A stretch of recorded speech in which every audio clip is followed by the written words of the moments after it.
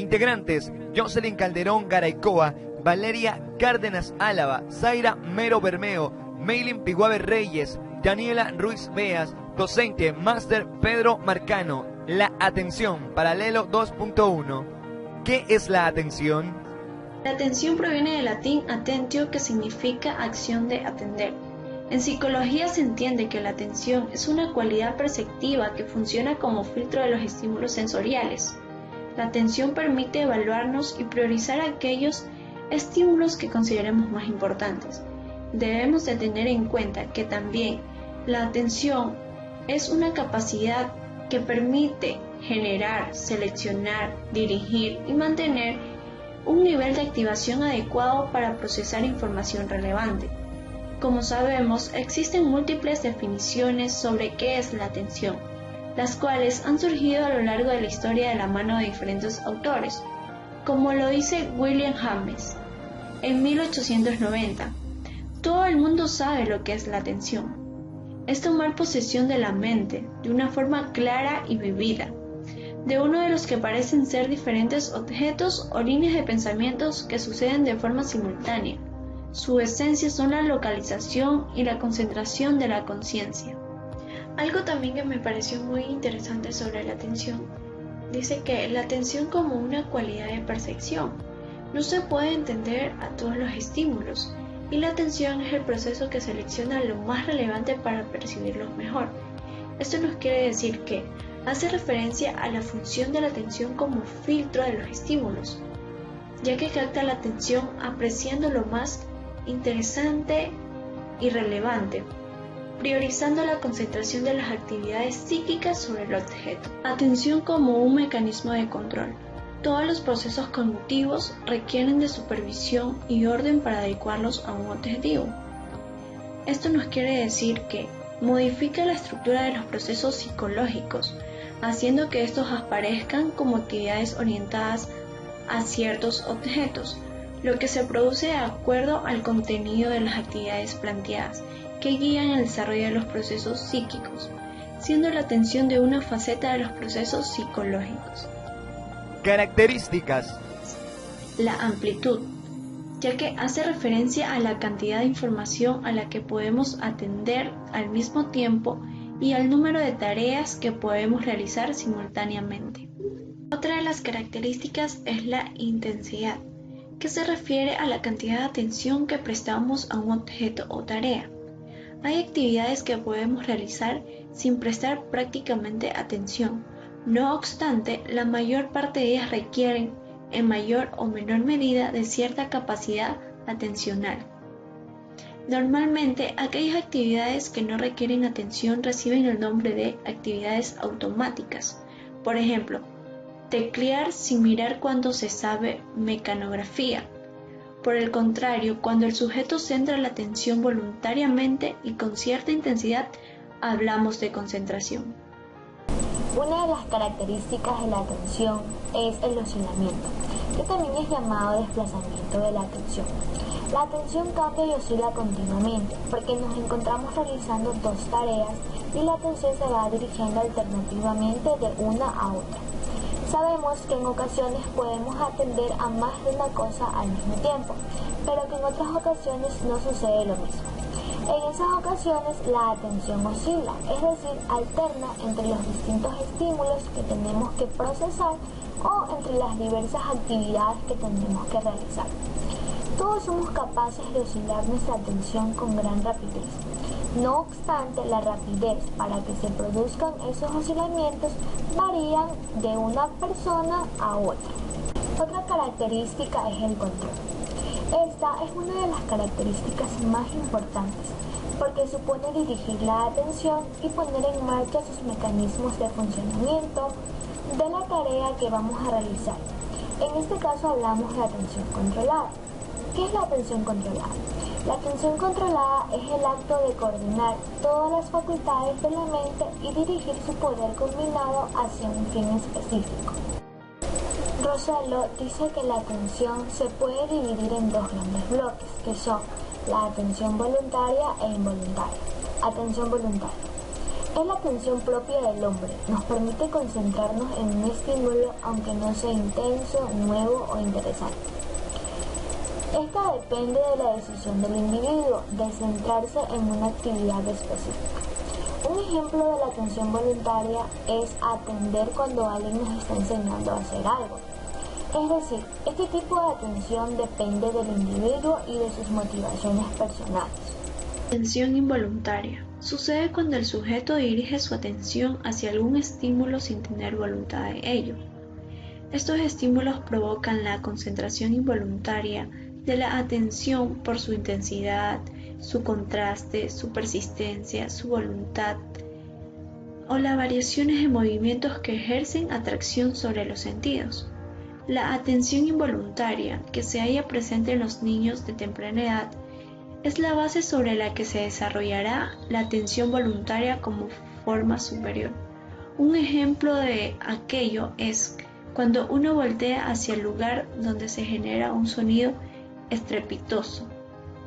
Cuando los niños maduran, se vuelven más sistemáticos, flexibles y menos egocéntricos. En lo esencial, los niños mayores saben cuándo y cómo atender, pero los niños más pequeños carecen de estrategias cognitivas para el análisis de las tareas que se requieren.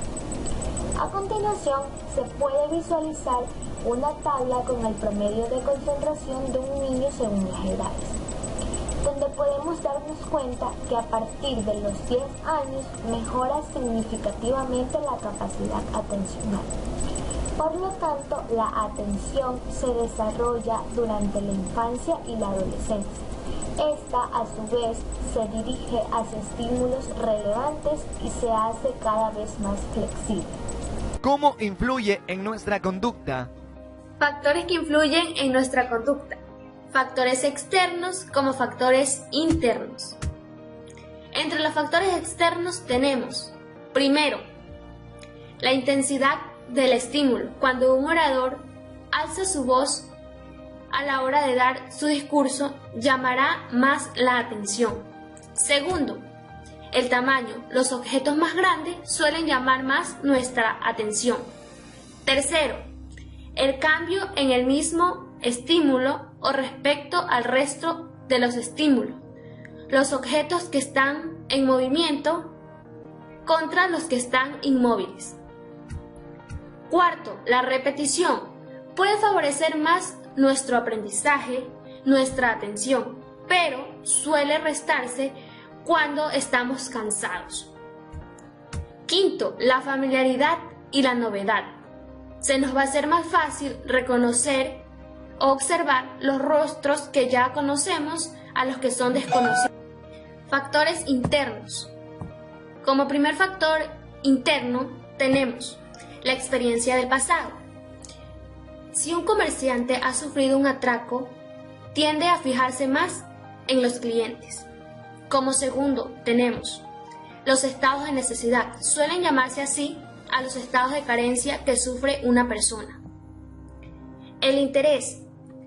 El interés depende de cada persona.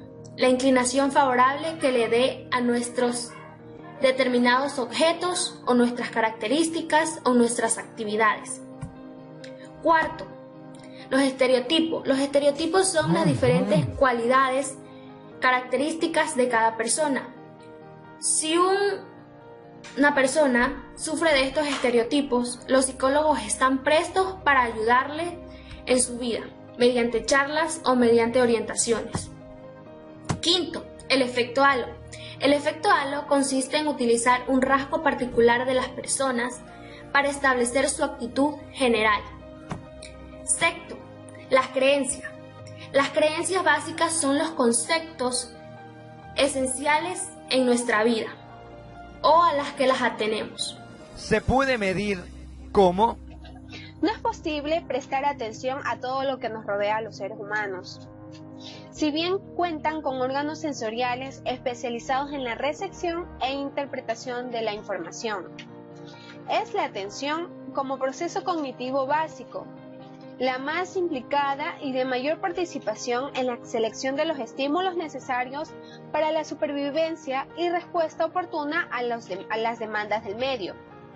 Sin embargo, no siempre la atención opera de manera oportuna, motivos por el cual se altera y trae consigo dificultades en actividades escolares, lúdicas, laborales y muchas veces familiares, haciéndose necesaria su evaluación e intervención. En ello radica la importancia de la atención no solo por su participación en el procesamiento de la información, sino también por sus implicaciones conductuales y emocionales. Ya sabemos que la atención es observar, escuchar, tocar, oler y gustar. Requieren, entre otras cosas, la habilidad de atender. Esta habilidad se conoce mejor como un proceso psicológico básico e indispensable para el procesamiento de la información de cualquier modalidad y para la realización de cualquier actividad. No es un proceso unitario, sino un conjunto de diferencias y mecanismos que trabajan de formas coordinadas. Su función es seleccionar del entorno los estímulos que son relevantes para el estado cognitivo en curso del sujeto y que sirven para llevar a cabo una acción y alcanzar sus objetivos. También dicen que es un proceso activo, no estático, que mantiene un programa en función de una serie de determinantes basados en experiencias como los motivos, el contexto y otros. Este proceso ocurre simultáneamente con otros procesos, como es la percepción y la memoria a corto o a largo plazo. La atención y la memoria son dos procesos íntimamente ligados y necesarios para nuestro funcionamiento y adaptación en la vida cotidiana. Esto lo dice Cancinos en el 2005. Es una función neuropsicológica que nos permite enfocar los órganos de los sentidos sobre determinadas información, aquella que es relevante para la realización de actividades en curso, mientras se inhiben otros estímulos presentes, pero irrelevantes. No es un proceso cognoscitivo como tal, ya que no tiene en sí mismo contenido informativo, pero a la vez esto facilita y participa en toda la actividad cognoscitiva, y además no se trata de un sistema homogéneo ni desde el punto de vista anatómico ni funcional. Es decir, no es un proceso simple, ni fisiológico, ni psicológicamente hablando, ya que posee varios componentes. La atención es un proceso que se ve influenciado por lo aprendido con anterioridad, lo que guía el foco atencional. A su vez, en ellas influyen aspectos motivacionales y expectativas que pueden modificar la estructura psicológica de la atención. Dado que el concepto de atención es complejo y ha evolucionado a través de la historia de la psicología, es fácil comprender que muchas de las pruebas marcadas de atención no miden lo mismo. También sabemos, ya que la atención no es unitaria, que la constituyen componentes diversos, como la atención selectiva, el nivel de activación, funciones ejecutivas múltiples e independientes. De manera que unas pruebas miden unos componentes, otras miden otros componentes, o algunas lo miden todos o varios en mezclas heterogéneas. ¿Cómo medir la atención? Bueno, aquí tenemos el modelo de Solberg y Mitter en el año 1987 y 1989. Tenemos la arousal, la atención focal, la atención sostenida, la atención selectiva, la atención alternante y la atención dividida. Aquí les voy a presentar un poquito qué quiere decir estos modelos. El modelo de arousal quiere decir que es la capacidad de estar despierto y de mantener la alerta. Implica la capacidad de seguir estímulos y órdenes. Es la activación general del organismo. La atención focal es la habilidad para enfocar la atención a un estímulo visual o auditivo. No se valora el tiempo de fijación en el estímulo. Se suele recuperar en las fases iniciales tras un traumatismo cranoencefálico. Al principio puede responder exclusivamente a estímulos internos como el dolor o la temperatura. La atención sostenida. La capacidad de mantener una respuesta de forma consistente durante un periodo de tiempo prolongado se divide en dos subcomponentes. El primero, se habla de vigilancia cuando las tareas es de detección, y de concentración, cuando se refiere a otras tareas cognitivas. 2. La noción de control mental o memoria operativa se aplica en tareas que implican el mantenimiento y la manipulación de información de forma activa a la mente. La atención selectiva. La capacidad para seleccionar de entre varias posibilidades la información más relevante que debe de procesar. La atención alternante, la capacidad que permite cambiar el foco de atención entre tareas que implican requerimientos cognitivos diferentes y que controla qué información es procesada en cada momento. Y por último tenemos la atención dividida, que es la capacidad para atender a dos cosas al mismo tiempo. Es la capacidad de realizar la selección de más de una información a la vez o de más de un proceso o esquema de acción simultáneamente. Este es el proceso que permite distribuir los recursos atencionales en diferentes tareas o requisitos de una misma tarea. ¿Existen mitos asociados? La atención en relación a la conducta humana. Para el debido funcionamiento de nuestras capacidades cognitivas es necesaria la atención. Entonces, cuando se presenta una alteración, se puede observar las dificultades en ciertas actividades que se realizan diariamente, aunque cabe recalcar que el grado de atención puede variar en el transcurso del día y no necesariamente involucraría una patología. Esto puede ser por el consumo de sustancias o drogas, las altas temperaturas, la fatiga y el sueño.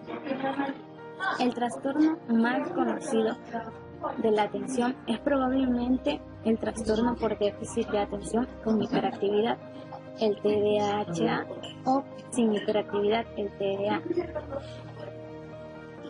La dificultad de dirigir y controlar la atención es lo que conlleva a ese trastorno, implicando también la conducta agitada, agresiva, depresiva o cosas así. Aunque este trastorno por déficit de atención es conocido y se ha mencionado mucho sobre el tema en padres de familia, profesores y profesionales de la salud, existieron y aún se plantean diversos mitos respecto a este tema. Esto debido a la implementación que le han dado a este término, a la mala interpretación que le han dado a este término, por falta de información o por la transmisión de creencias erróneas. Se ha dicho que el trastorno por déficit de atención con hiperactividad se debe a que la mala educación que le proporcionan hoy en día los padres hoy en día. Esto definitivamente es un mito, ya que el trastorno por déficit de atención con hiperactividad es algo neurobiológico que no aparece por las características que presente una familia. Claro está que el estilo de crianza de los padres puede agravarlo, pero no es la causa en sí de este trastorno. También se ha dicho que el TDAH no existe. Es uno de los mitos más conocidos, pues si bien es cierto que el concepto de TDAH es relativamente novedoso, la existencia de niños hiperactivos, impulsivos o con problemas de atención es trazable en la literatura desde el siglo XIX. Hay evidencia abrumadora de que el TDAH implica una deficiencia grave en la atención como en la inhibición de comportamientos, impulsividad o hiperactividad. Abundante investigación muestra que las personas con TDAH funcionan de manera ineficaz en innumerables actividades importantes para la vida, que resultan en deterioro y consecuencias adversas. Este trastorno cumple con los estándares de ser un trastorno mental válido, por lo tanto el TDAH es real. También se ha dicho, entre otros mitos, que aunque el trastorno por déficit de atención con hiperactividad es un problema relativamente leve, desaparece con el transcurso de la edad y de los años. El trastorno por déficit de atención con hiperactividad persiste en al menos un 30 o un 70% de los casos. Entonces sus síntomas también implican dificultades personales, familiares y laborales. Además, su presencia sin tratamiento es un factor de riesgo importante en la aparición de otros trastornos como trastornos de ansiedad, de depresión y abusos de drogas. Entre otros mitos también tenemos los niños con TDAH son vagos. Esto es un perjuicio, es algo como lo catalogan a los niños. Pero en realidad ellos no son vagos, simplemente les cuesta o no pueden estudiar.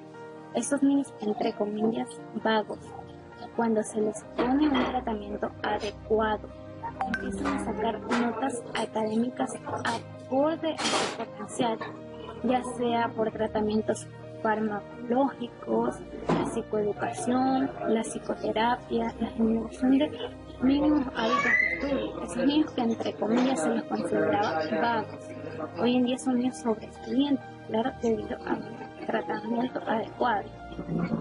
También entre los mitos es que el trastorno por déficit de atención con hiperactividad es un trastorno debido a una forma de vida actual, ya que antes no existía, y es por eso que las cifras han aumentado. Existe un gran desconocimiento por parte de padres de familia, de profesores y de profesionales. La enfermedad en sí ha existido siempre. Lo que pasa es que los estudios lo han detectado, han ayudado a detectarlo y por ende que los niños puedan tener una atención especial y no ser juzgados ni catalogados como niños vagos. Ejemplos. Uno de los ejemplos para medir la atención es el test de John Starr en 1935, que se refiere a la interferencia que se produce en el sujeto cuando realiza una prueba en la que se debe indicar el color de la tinta con la que está escrita la palabra y que no coincida con su significado. Cabe recordar que como futuros docentes de educación inicial debemos estimular la atención en nuestros niños. Para ello existen juegos y actividades. Uno de los juegos para llevar consigo esto es la lotería. Con este juego los participantes tendrán un cartón de imágenes, las cuales irán saliendo de una bolsa de manera aleatoria. El que llene primero la tabla gana, y esto exige que los pequeños estén muy atentos a las imágenes que aparecen. Así también están los rompecabezas. Estos son juegos que en definitiva debes darle a tu pequeño si quieres estimular su atención. Y es que el trabajo de rearmar una imagen a partir de piezas individuales exige bastante tiempo. Así también hay actividades. Una de ellas es la asociación visual. Ejercicios también como encontrar diferencias, integración visual, identificar al intruso, laberintos, identificación auditiva, entre otros. El juego del silencio Montessori. ¿Para qué y cómo se juega?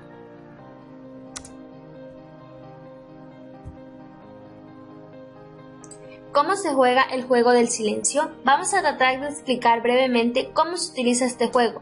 Los niños se deben colocar en un círculo. A continuación, él o la docente debe decir quiénes pueden permanecer sentados, quietos y sin hacer ruido durante más tiempo. Deben simular que son plantas. Variables. El juego presenta muchas variables. Por ejemplo, se puede utilizar una vela o también usar un reloj de arena. Los niños deberán permanecer en silencios y quietos. También él o la docente pueden sugerir que durante el minuto en que los niños deben estar en silencio deban pensar en algo específico. Por ejemplo, se puede incentivar a los niños a pensar en formas de demostrar la amistad en el aula. Solo poner un ejemplo. Este juego nos brinda muchos beneficios. Ayuda a los niños a descender los niveles de ansiedad y de estrés. Promueve la inteligencia creativa. Ejercita la paciencia. Enseña a los niños a ser más tolerantes, así como también respetuosos. Estimula el sistema auditivo. promueve el autocontrol. Y el objetivo de este juego, con este juego se estimula la capacidad de concentración y la atención en los niños, promoviendo además la paz mental. Bibliografías.